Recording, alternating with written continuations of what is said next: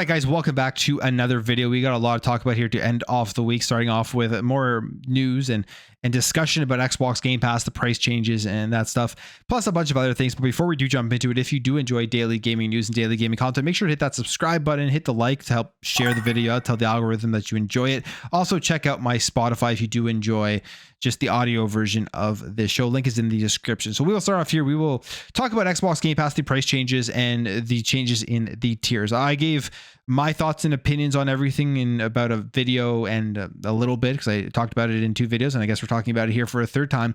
But my thoughts on the Xbox Game Pass Ultimate pricing at $20 a month, I still think it is a great value for what they are planning on to deliver. It's just they have to deliver that content at this point, and I think that they will. 2024 is looking very promising, where we will have Indiana Jones, Avowed, and Call of Duty Black Ops 6 all dropping day 1 into the service between now and the end of the year, which is just insane value for $20 a month. That really cannot be beaten.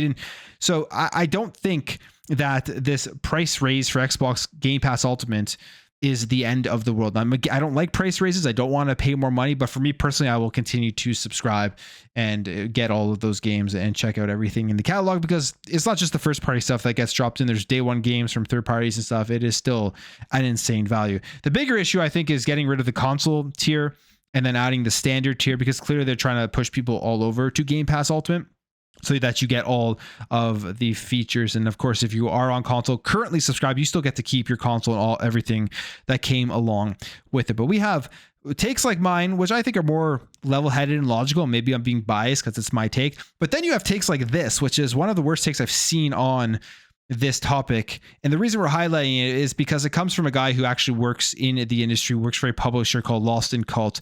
And these are the people in the industry running things, making decisions, pushing stuff out, having these types of opinions on a service that essentially is giving gamers the best value we've ever seen, the best options of being able to play all of these games in a small fee that than any time in gaming, rather than have to spend the $70 on a full price game and everything, and opening up access and getting more people to actually be able to enjoy and play games. This is what he says. Game Pass has irreversibly damaged the industry by altering customer behavior to what is mentally treated like not having to pay for games. The Spotify effect. It has eroded value perception of games, pushed towards play link add value, and destroyed ownership, all for nothing. He also goes on here to say that almost every indie publisher I've spoken to feels this way about Game Pass and the subscription model. That is a long-term damage, short-term gains. Of course, we have all tapped into those deals for short-term as well. It feels like it's our job to get the most for individual devs. And I mean, that's just his personal, I guess, experience that he is saying there. He doesn't say the indie devs he's spoken to, but there's plenty of examples, which I will read after, about indie devs being very happy with the Xbox Game Pass service and not having the same opinion. But the reason why this is one of the worst takes I've seen is because it is completely ignoring the real reasons why the value perception of games has fallen. And I would put it to at least 2, maybe 3 reasons why the value perception has fallen. The first, and I would say the biggest reason, is that we are now in a time where these publishers are charging $70 for video games and offering incomplete products. And gamers are annoyed about that. They don't want to do that anymore. They don't want to go buy a game for $70 and then have to wait 6 months to actually get the real finished version of the game, as these developers put updates nonstop to get it into a good state. I mean, you look at the Cyberpunk fiasco and how bad that was. That's just one example, but it happens all the time. And then the other thing as well is the predatory microtransactions. And I mean, we can go back to the loot box fiasco with Battlefront and everything that went down with that. It is out of the industry now more than it was then, but it was terrible. These publishers would do anything to nickel and dime their customers till the end of the earth. And they would still, if people weren't awakened to it and if there was not more pushback against that type of stuff. And they still do it because they release DLCs that clearly should be a part of the finished product, part of the $70 price tag, knowing that they're going to be able to get another $20 or $30 out of customers. So gamers have had enough. So that's why they're probably buying less games overall. On top of that, there's a lot of free-to-play games that they can go out there and play and not have to worry about that and choose if they want to spend a couple microtransactions, maybe $10, $20, $30, $40, maybe up to the price of a full game, or even $100 up to the customer. But at least they get access to that game for free to play.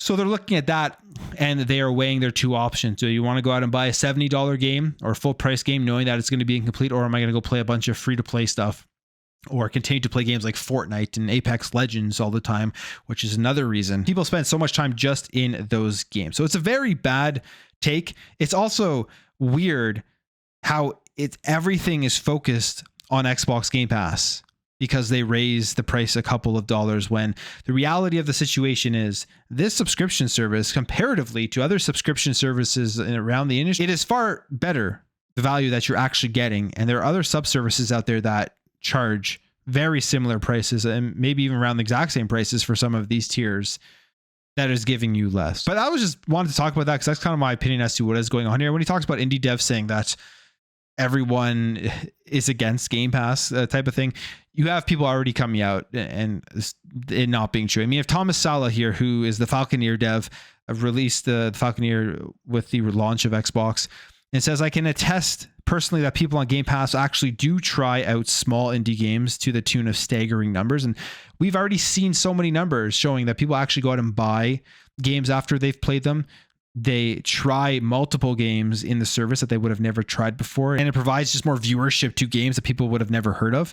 He also continues to say, on top of that, more platforms with more diverse business models, with more diverse deal types, actually makes for more opportunities for indie devs, not less. And that's absolutely the case. I mean, we've seen articles about PlayStation and how they have treated indie devs and how they push indie devs to the bottom of the pile.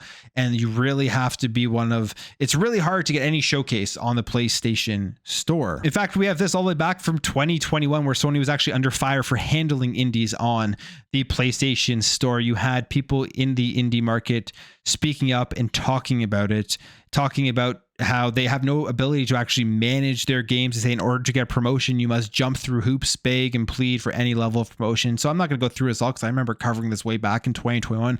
But PlayStation has way bigger issues here with indies. And then you also have the Citizen Sleeper dev, and this is more of a recent one, but this is just one of many. This is a recent quote here from the Citizen Sleeper dev from just May 2024, saying the first Citizen Sleeper was released straight onto Xbox Game Pass and has stayed there ever since. It'll be joined by the sequel at launch. When we asked Gareth, Damian Martin about the reasoning there, they point us straight to the game's Xbox reviews. The reviews are saying, they all say things like, I don't play these kinds of games, but I tried it because it was on Game Pass and I loved it. And that was massive for Citizen Sleeper. To a studio of jump over the age of size, getting a deal with console subscription service can be vital. To be honest, I think Game Pass is keeping a lot of indie studios going right now. Damian Martin says, the money is a pittance to Microsoft, but to us, it's the thing that means we can make another video game. So that's just very recent. Another indie dev saying, the money that Game Pass provides, the exposure that Game Pass provides is vital to be able to continue to make video games. So that is why I think this is such a terrible take.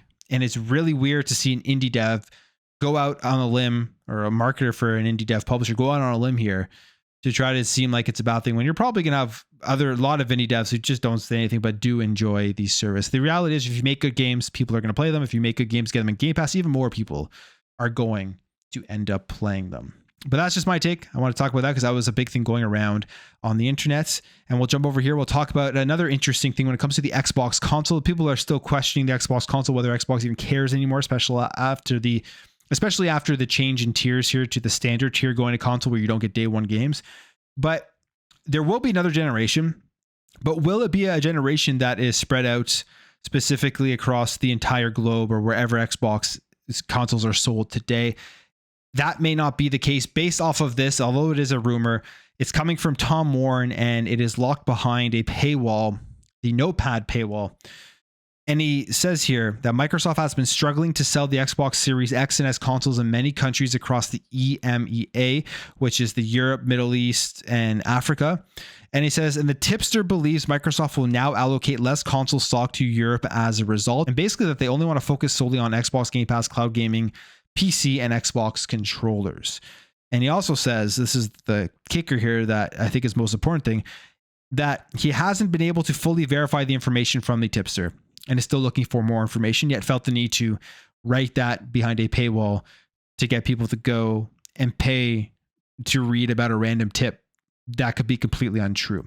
But if it is the case, it will be a completely different look here for Xbox. It would mean that next generation if they stop selling consoles in other parts of the world, it's only going to be focused on the North American market for their hardware. And then they're going to take Game Pass with the cloud and PC and everything and use that as like their global Xbox for everybody to go out and play it on any device that they want without having that option of a specific Xbox device. It will be an interesting thing to see how it works out for them. At the end of the day, if it means more games into Game Pass and it means more first party content on a regular basis, then they will probably end up doing what they have to do to get that going. All right, let's jump over here. Let's talk about Call of Duty, because Call of Duty games are on sale again, and we are still waiting for the back catalog of Call of Duty games to drop into Game Pass. I think it will come eventually.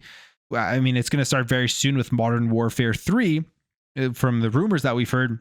But I would love to see even the 360 games and stuff dropping onto the service. And maybe this is a sign, as they are all on sale again. And they've done this a few times with the sales and then the games going into Game Pass later.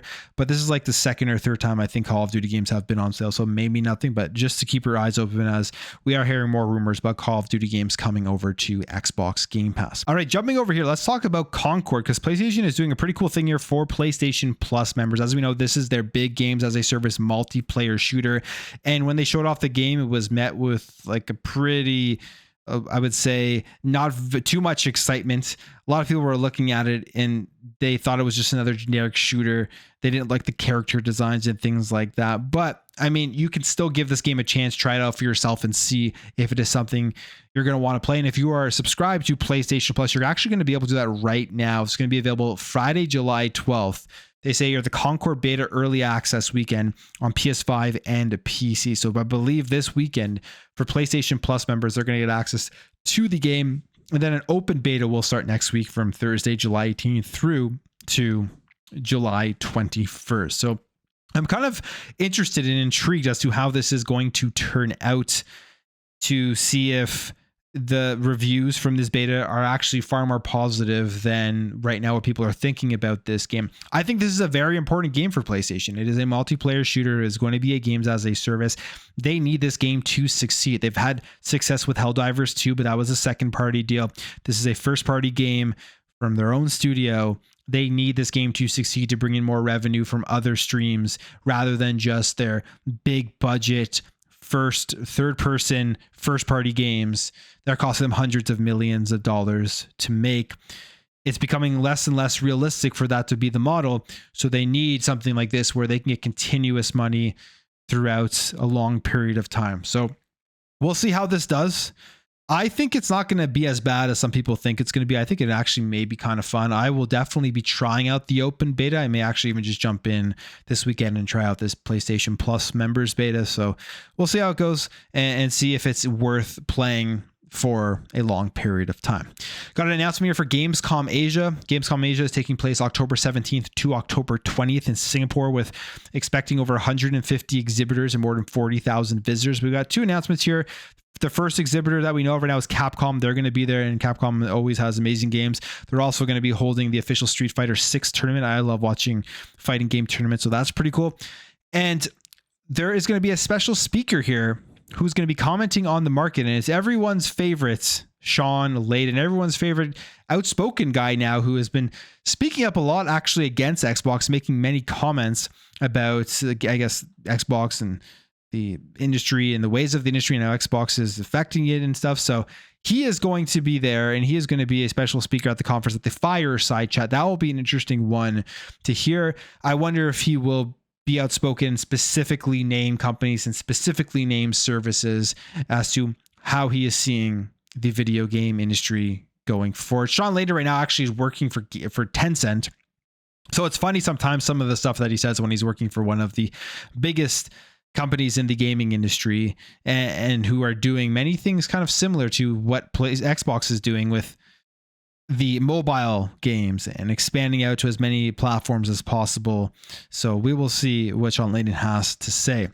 And with Stellar Blade here, Stellar Blade, the developers behind Stellar Blade Shift Up had their IPO, and they did extremely well. They generated over $300 million in an IPO, and it's South Korea's second largest this year. It says Shift Up's offering is the first for a game firm to clear 50 million since 2021 when PUBG owner Krafton's IPO reached 3.8 billion.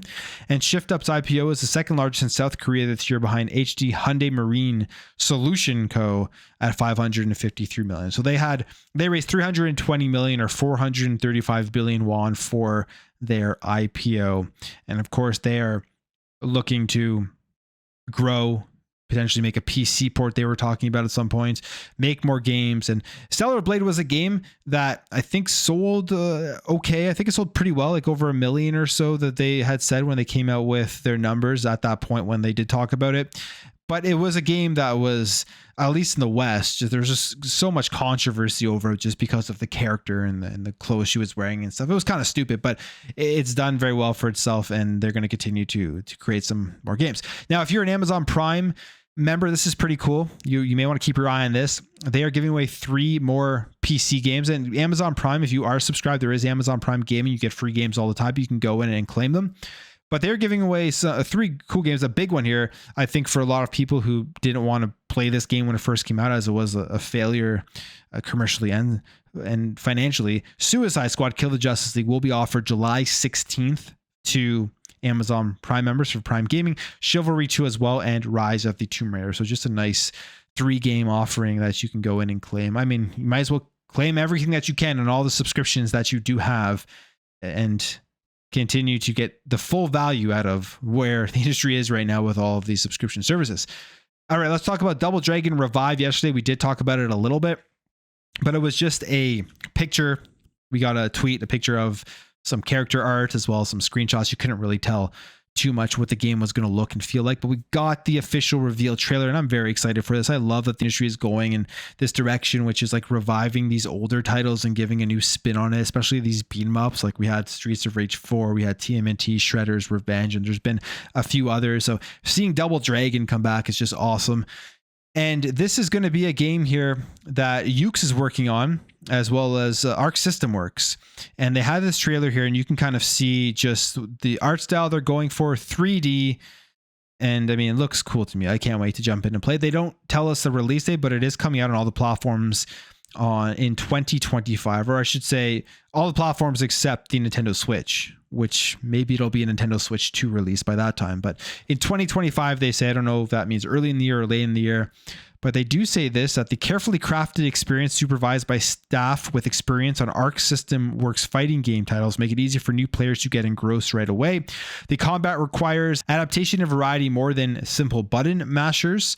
They say delve into the strategy by learning enemy patterns and finding the most effective attack timings, pick up weapons scattered throughout the stages, and make the most of the area's gimmicks to seize the upper hand in battle. So pretty excited for this with the revival here of Double Dragon.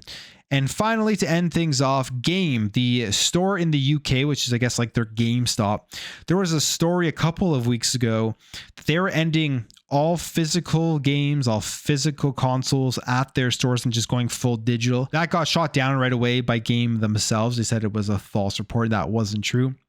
But now we have this, and it's not ending all physical, but it could be a small step in that direction that they are heading towards. So maybe that report a few weeks ago will eventually come true. But the report here is that Game is going to be ending in-store pre-orders soon. And this is spotted by Tech Radar, who saw an internal staff memo.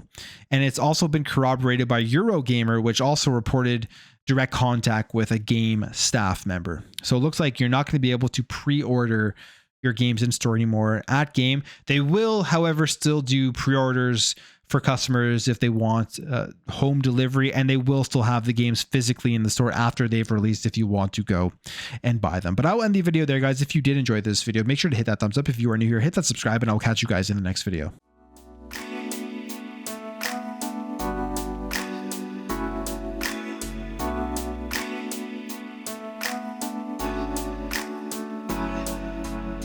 We'll be right back.